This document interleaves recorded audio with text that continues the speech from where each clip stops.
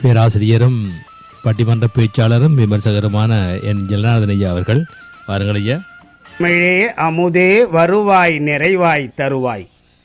உலகெங்கும் உள்ள தமிழ் உறவுகளுக்கும் ஜெர்மனி தமிழறிவு வானொலிக்கும் நேயர்களுக்கும் திரு நைனை விஜயன் அவர்களுக்கும் திருமதி சசிகலா நைனை விஜயன் அவர்களுக்கும் என் வணக்கம். சங்கத்தமிழ் இலக்கிய பூங்கா நடத்திய உத்தமர் காந்தி 75வது நினைவு தின நிறைவு விழா ஈரோடில் 29/1/23 அன்று நடைபெற்ற நிகழ்ச்சியில் கவியரங்கம் அமர்வு ஒன்றில் தலைமை வகித்து வாசித்த தலைமை கவிதையை வழங்குகிறேன். தக்கோலம் என் ஜலநாதன், உத்திரமேரூர், தமிழ்நாடு. சீரோடு பன்னலம் பெற்ற சீரோடு மஞ்சள், கைத்தறித் துணி, நீர்நிலைகள் என பலவும் பெற்ற சீரோடு பன்னலம் பெற்ற ஈரோடையில் தன்னலமற்ற உத்தமர் காந்தி 75வது நினைவு தின நிறைவு விழா. விழா விழா விழாமல் என்றென்றும் நிற்கும் நினைவு விழா, நிறைவு விழா. கலைவாணியை வணங்கி என் தலைமை கவிதையை வழங்குகிறேன். சாந்தம் திகழ் காந்தியாம், மனதில் ஏந்தி வணங்குவாம். சத்தியத்தில் சோதனைதாம், நித்திலத்தில் நேதியாம். சத்தியத்தில் சோதனைதாம், நித்திலத்தில் நியதியாம். எத்தனை சோதனைதான் வந்துற்ற போதிலும் அத்தனையும் வென்று சத்தியமே வெல்லும், சத்தியமே வெல்லும் இத்தரணியில் உணர்த்திய அகிம்சை வழி காந்தியாம். உண்மை கூட வியந்து பார்க்கும் வண்ணமாய், உண்மை கூட வியந்து பார்க்கும் வண்ணமாய் உண்மையாய் வாழ்ந்து வென்ற அண்ணலாம். ஆடை தன்னில் அக்கறை கொண்ட காந்தி, ஆடை தன்னில் அக்கறை கொண்ட காந்தி அரை நொடியில் அரையாடை அணிந்தார் மதுரையில் கண்ட காட்சியால். அரையாடை அணிவதில் சின்னமாய் எண்ணம் கொண்டு இறுதி வரை இருந்தார்.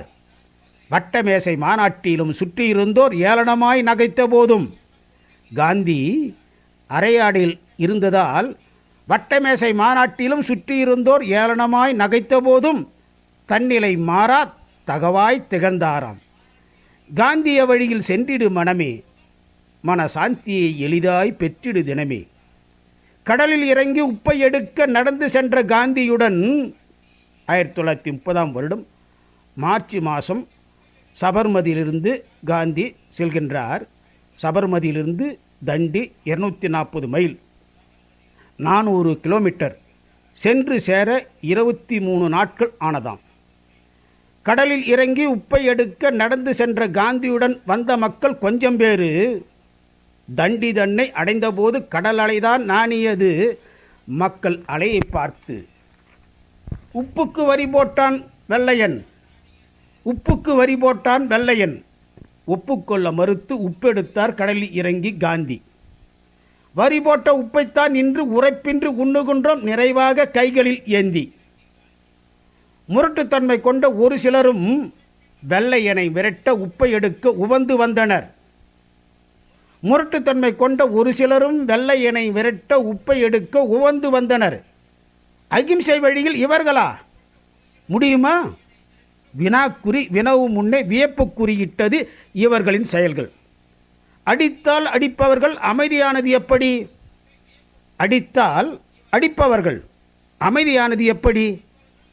முரட்டுத்தன்மை கொண்டவர்களும் மென்மையானது காந்தி சென்ற பாதையிலே கால் பதித்ததால், காந்தி சென்ற பாதையிலே கால் பதித்ததால் முரட்டுத்தன்மை மென்மையானது.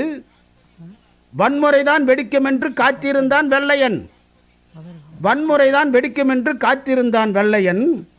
வன்மை மென்மையானது கண்டு அரண்டு போனான் வெள்ளையன். வன்மை என்றும் நன்மை தராது, வன்மை என்றும் நன்மை தராது. முரட்டு குணத்தை விரட்டும் விதமாய் நடத்தி காட்டிய காந்தியை கண்டு வெள்ளை கொக்கி விரித்த சிறகை சுருட்டி கொண்டது அன்று. அகிம்சை தன்னை அகிலந்தன்னில் விதைத்து தாமே வெற்றி கண்டார் காந்தி. அந்த வழியில் நன்கு சென்றால் என்றும் பெறலாம் சாந்தி.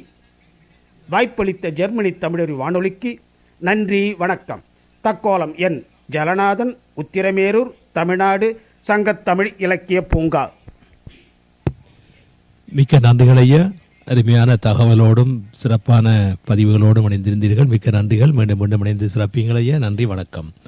நீங்கள் கேட்டுக்கொண்டிருப்பது காலை கதம்பம். இது தமிழருவி வானொலி, ஜெர்மனி.